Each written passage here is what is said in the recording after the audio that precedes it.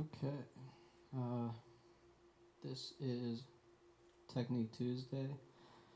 This is part one of vocals intro series. So, um, the cool thing about vocals is that we don't need anything at all. So, I am just going to be right here the whole time. Um, yeah, the voice is an amazing, amazing instrument. We use it all the time, and we have a very special musical instrument with us always. So the voice is pretty awesome.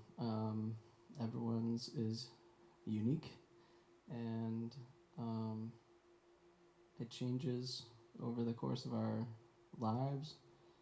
And um, there's so many different ways to use the human voice. It's pretty mind blowing. If you look at um, any church choir or a cappella group, and the effect of having multiple people singing together, it's pretty amazing what you can do with just a few or a couple voices. Um, and it's a very special part of any song. Um, the lyrics are arguably the most important part, and typically the vocalist is responsible for that. So um, it is kind of the bridge between music as just a emotional language and one that can communicate in a more tangible or tactile way, I guess, and really mixing poetry and music to turn it into a story and a song. Um, and it's pretty special. There's uh, so much to songwriting that is um, vocal, vocally focused. That it's so intertwined with all of the music that is well known and well regarded and well popular. My parents always made it a big thing, and my chorus teachers and everybody else also.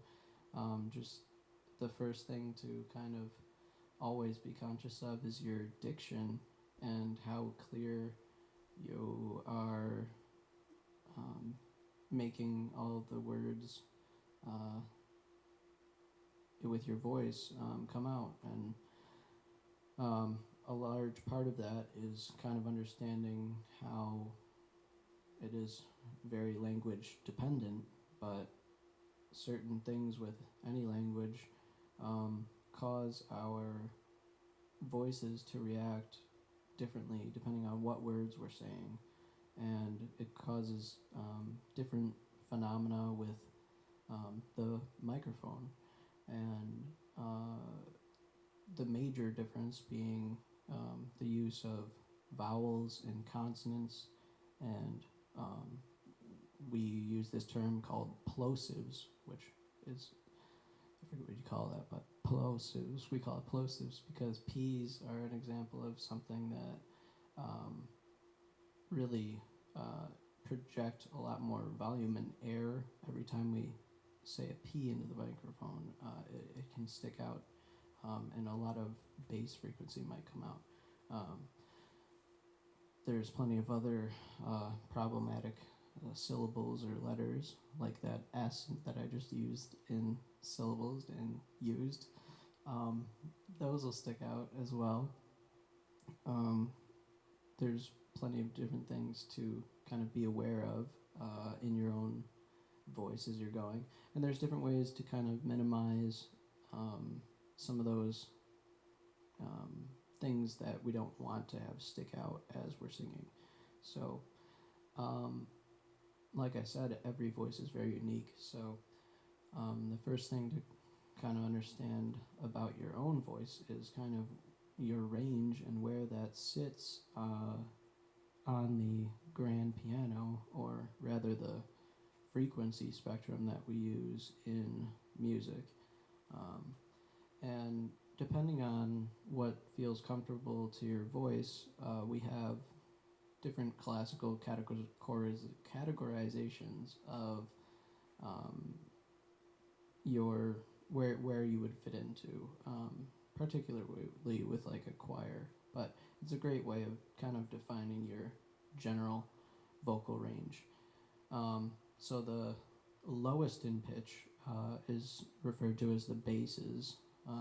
So um, one of my students is a bass singer, and um, it's phenomenal.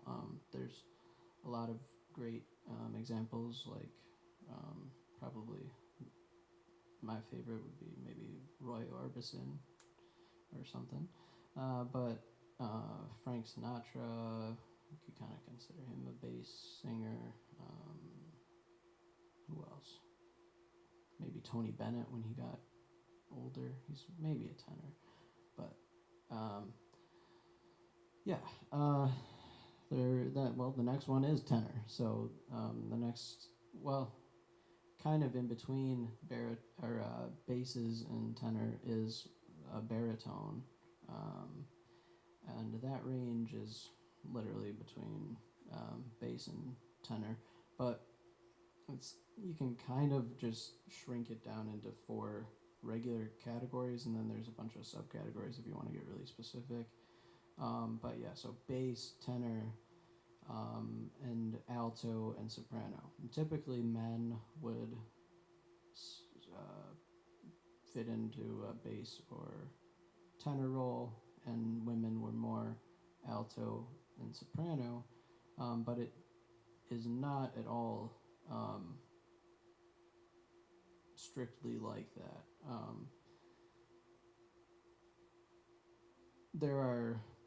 There's plenty of mixtures in the middle and even to the extremes.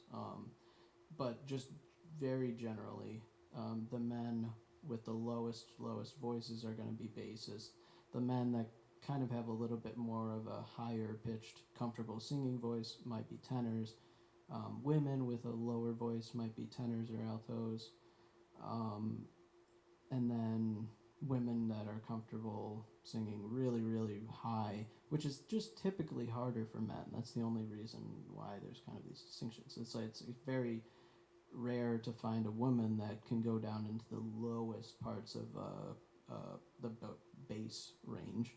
Not to say that it can't happen, but yeah, on the very far extremes, it's typically that men would hit the very lowest of the low notes, and then women would be able to hit the highest of the highest of the high. So that's just kind of why that is. But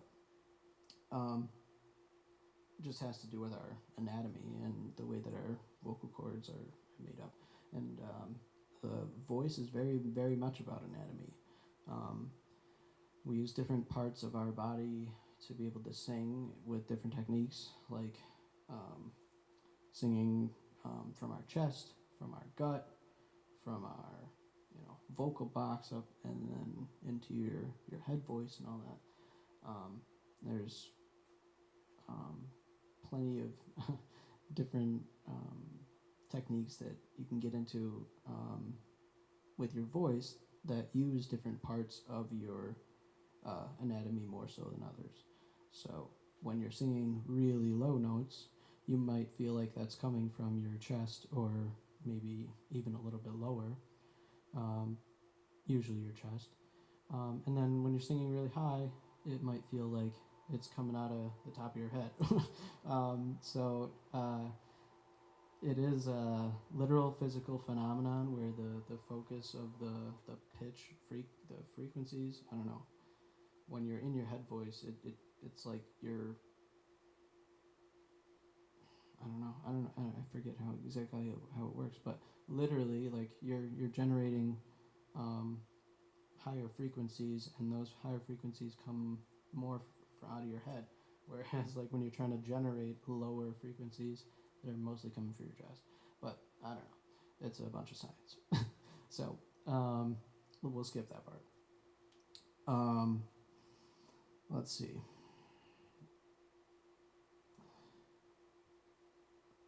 In training, it's very common for vocalists to have to learn the language of solfedge.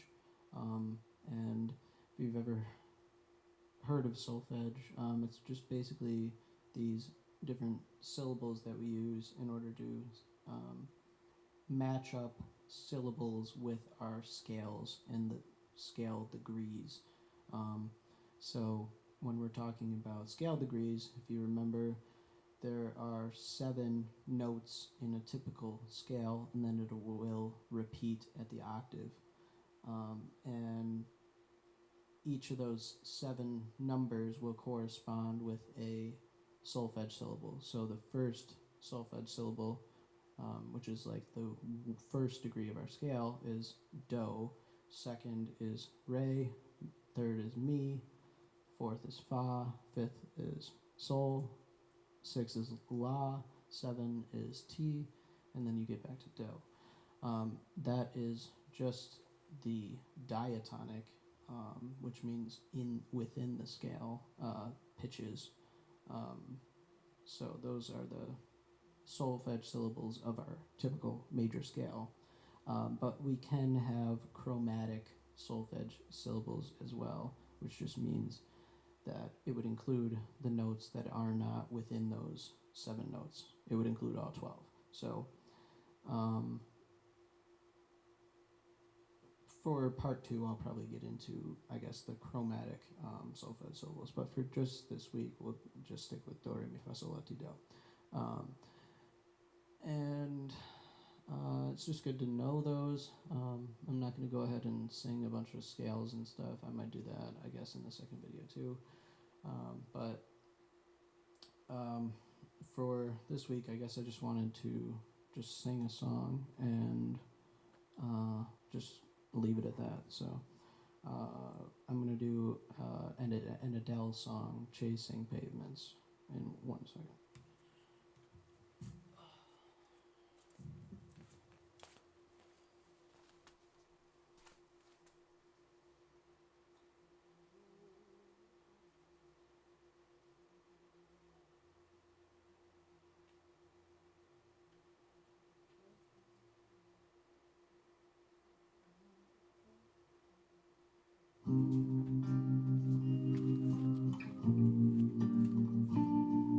I've made up my mind, don't need to think it over. If I'm wrong, I am right.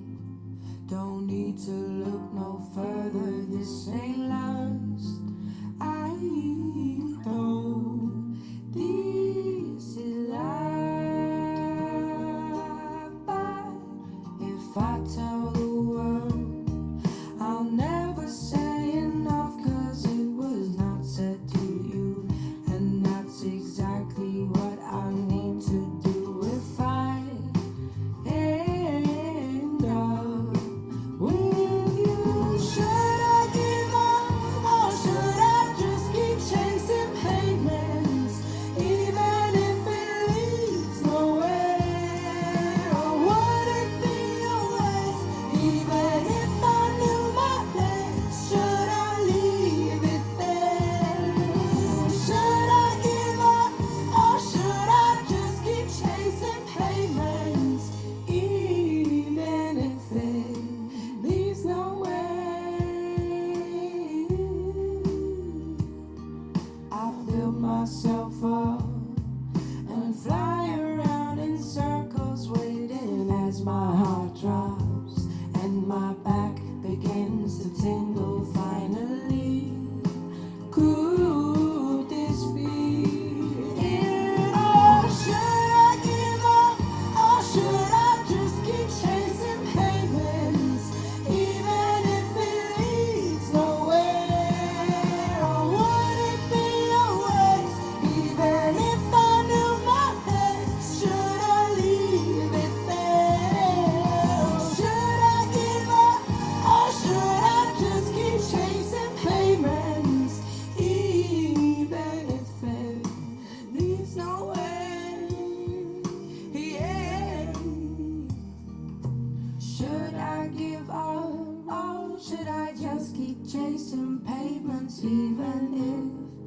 it leads nowhere. Oh, would it be a waste, even if I knew my place? Should I leave it there? Should I give up, or should I just keep on chasing pavements? Should I just keep on chasing pavements? Oh,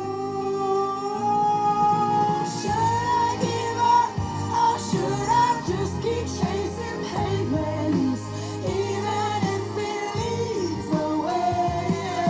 Or would it be a waste, even if I knew my place? Should I leave it there?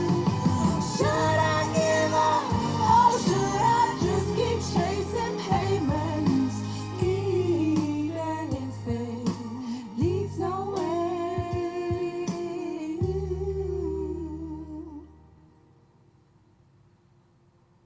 Okay, yeah.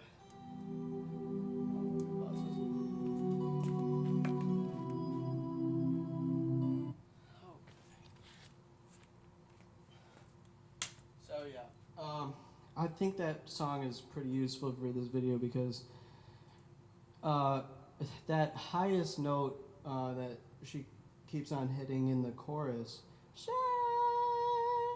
is right at the top of my like regular voice before it feels like I have to go up into my real head voice and hit even higher pitches like I did at the very end.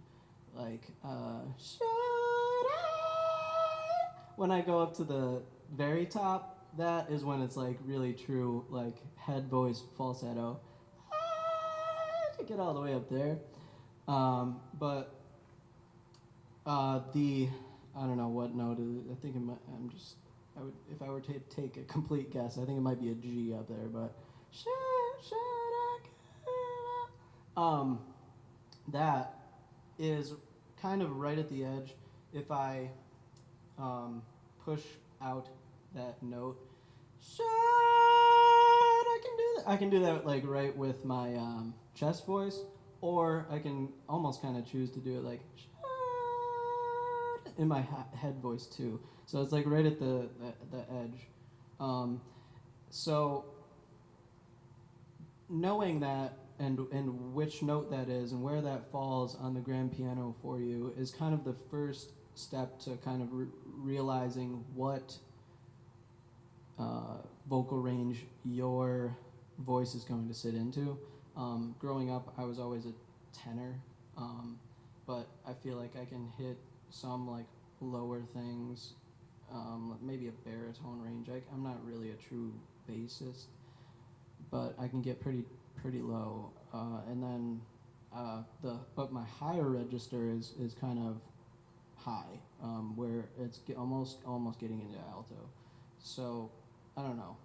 I'm definitely a tenor, but there's a few notes on either end that I can extend my voice a little bit too. That was not at all the case when I first started out. I was pretty bad, and I didn't start singing until I was like 12 or something probably.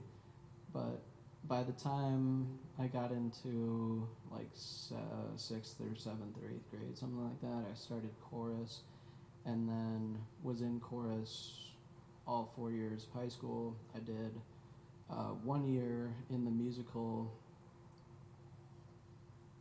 and I played